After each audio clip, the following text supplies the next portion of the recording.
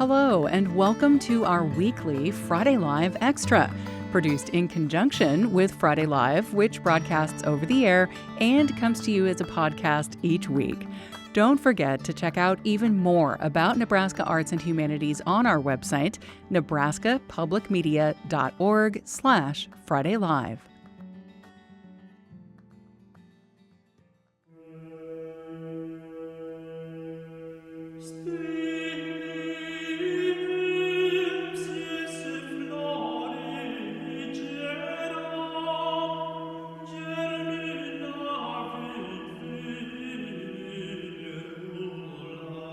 I'm Genevieve Randall. This week on our Friday Live Extra, we go back in time to medieval Europe.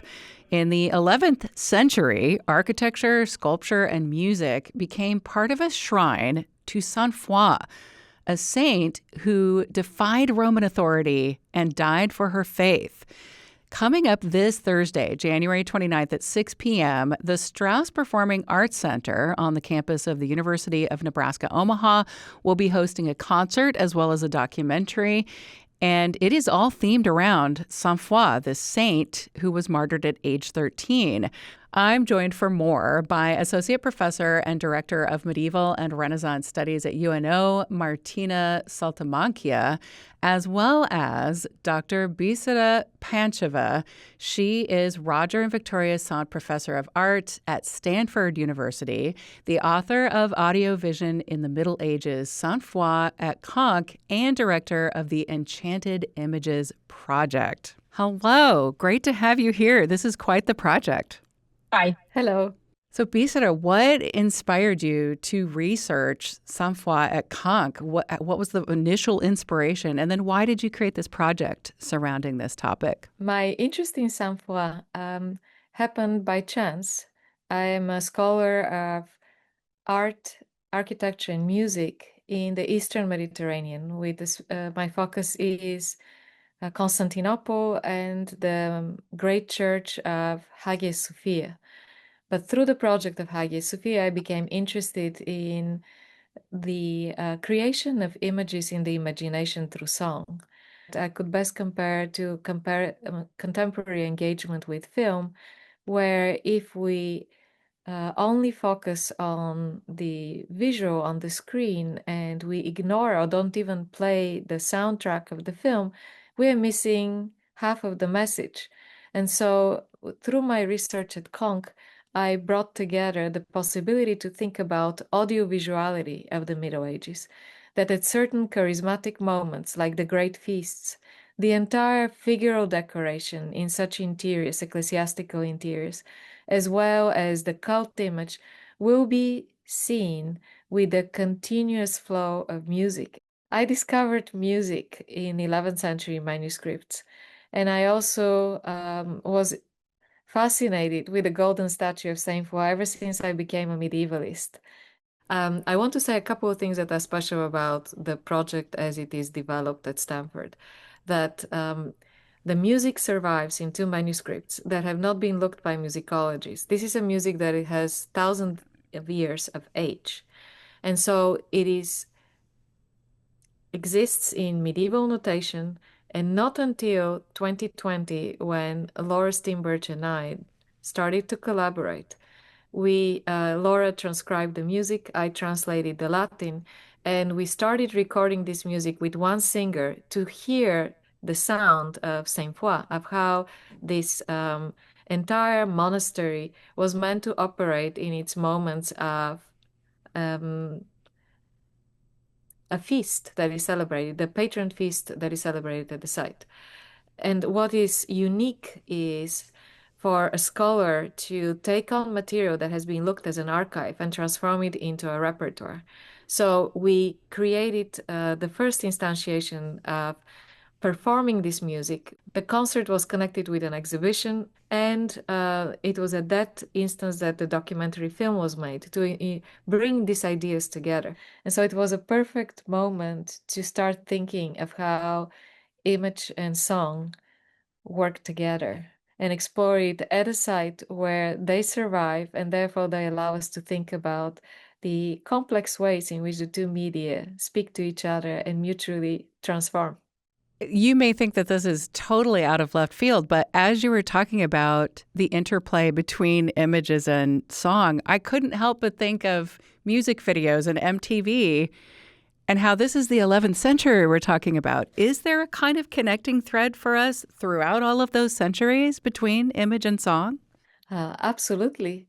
That the great feasts, whether one is looking at the religions of the book or one is looking in deeper antiquity, were always multimedia performances in which the body movement through space, recitations, songs were part and parcel with the objects they carried and the buildings they entered, the hopes and experiences they carried along. So the human body is an instrument, and this instrument is activated in moments in which the memory of a community becomes alive and helps everyone to find their place in it. Tell me a little bit more about Sainte Foy and our listeners, of course, who she was and what all she is known for. Sainte Foy is the French pronunciation of the Latin words Sancta Fides, Holy Faith. She was a saint in the southwestern part of present-day France in a city called Agen. And she was born at the very end of the 3rd century and died at the age of 13 in the 4th century, combating against the Roman leader, Decianus, at the site and being the founder of Christianity in the community of Agen. Her bones stayed in this city until the second half of the 9th century, when monks from Conques, and Conques means shell, because ultimately the platform on which the present monastery is built has a courtyard that is shaped as a shell. So monks of that monastery decided that they want more metaphysical power, and the way to obtain it is to get relics. And they endeared themselves to the community and lived there for 10 years until they managed to steal the body of Saint Foy and brought it back. And so that's how Saint Foy came to Conques. I guess Conques manifested the legitimacy of their act of stealing by encasing the head of the body of Saint Foy in the golden statue. And it is the earliest extant three-dimensional statue from the medieval period that we have in the Latin West. We know of other statues similar to this one, but only this one survives.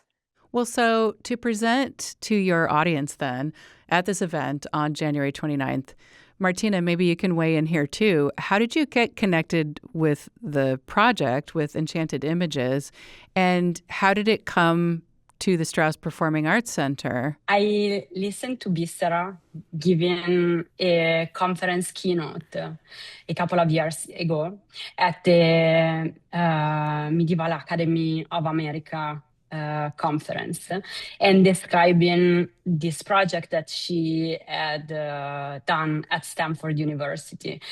And when I heard her talking about this concept of audio-vision and how the music is transformed and transforms the image, and how we look at relics and reliquaries out of context, also because we are lacking this sonic background that was essential part for the pilgrims at the time. I was blown away. And so I thought we need to do that here in Omaha. So very simply, I reached out to Bissera, and I asked her if she could bring the packet of the project here. And she answered, well, there is no packet. We did it once in Stanford, and that's it. If you want it in Omaha, you need to redo it.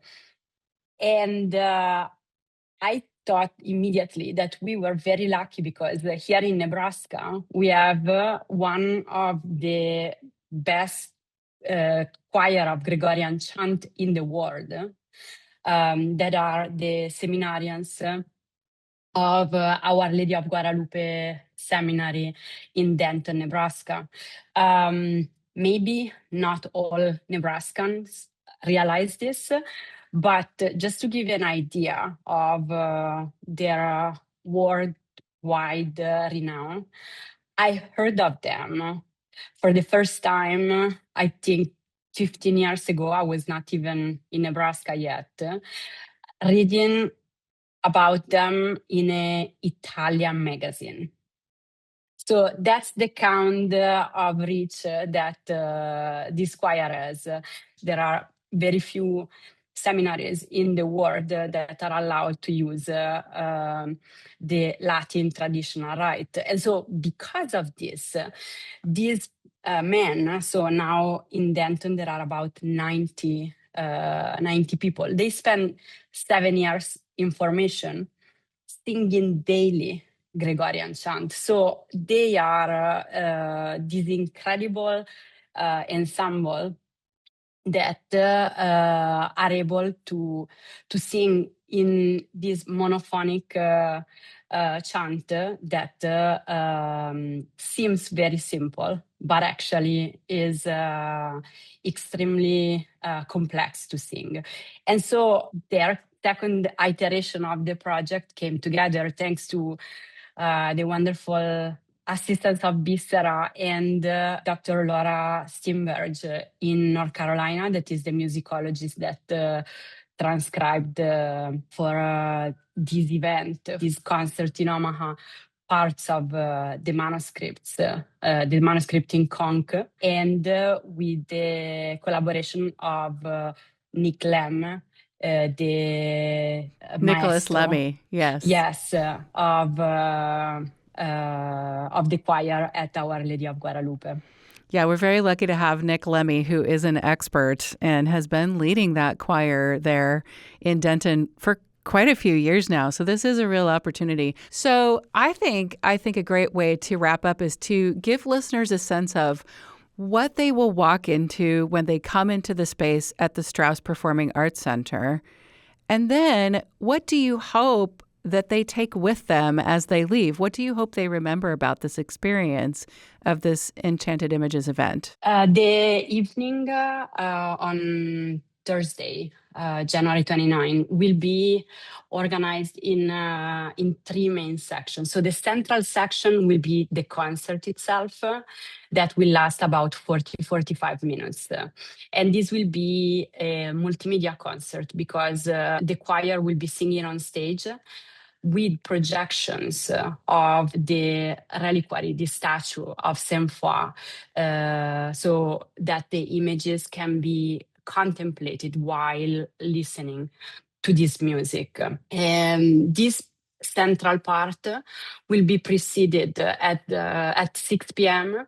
by an introduction that aims to give to everybody an entry point in the beauty and the complexity of what they are about to see in a compelling and fascinating way. And then there will be the screening of a documentary that she has produced on Saint Foy conch, and so giving all the context for what we are about to hear. So this first part about 6 to 7, the second part around 7. So these parts are organized so that people can actually come for the entire thing or come just for the concert.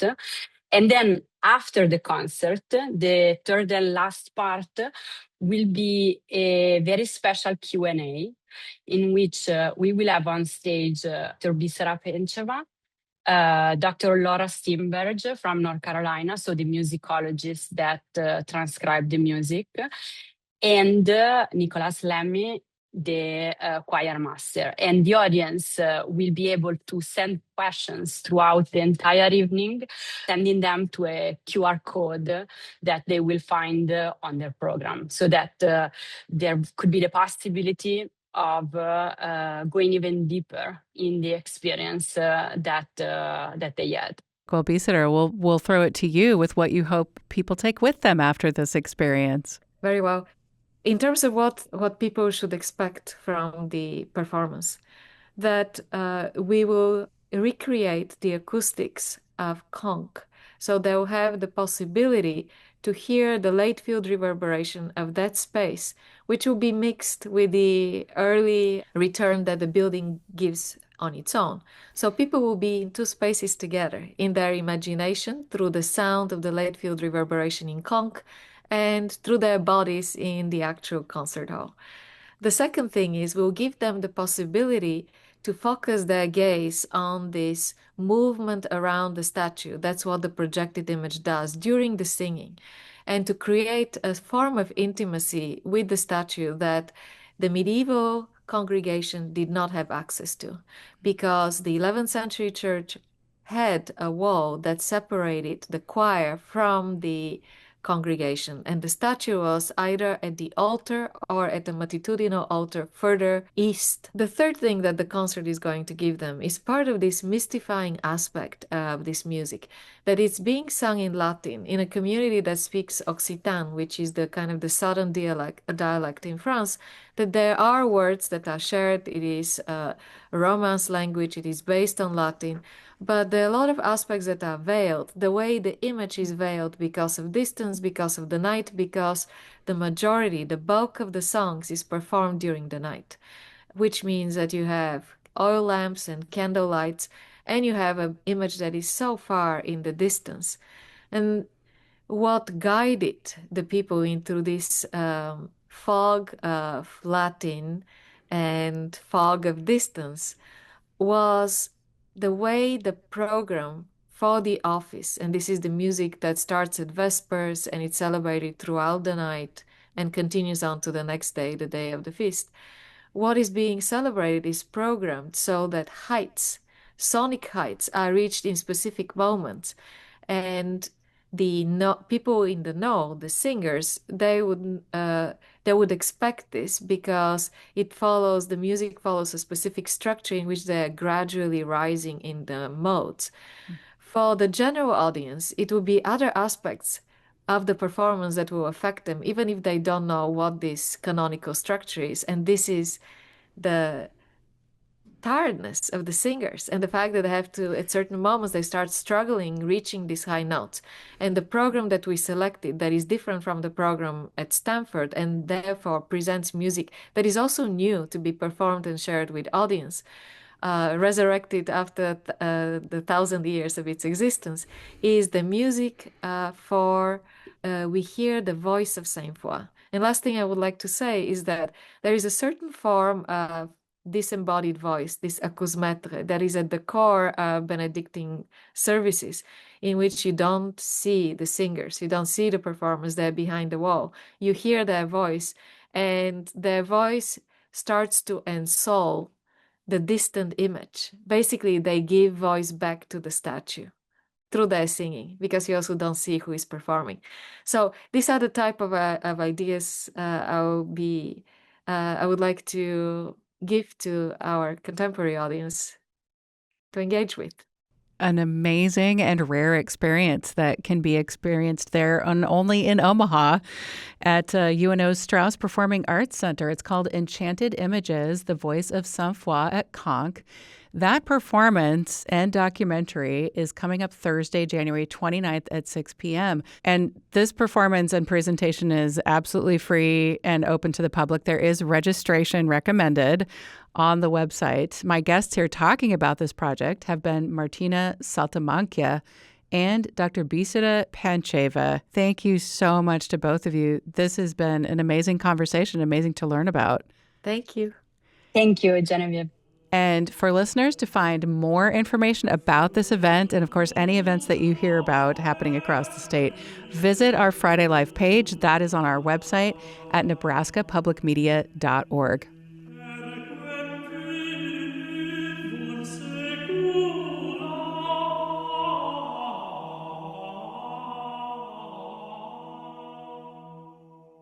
You've been listening to the Friday Live Extra. Don't forget to check out a full Friday Live show, too, by subscribing to the Friday Live podcast.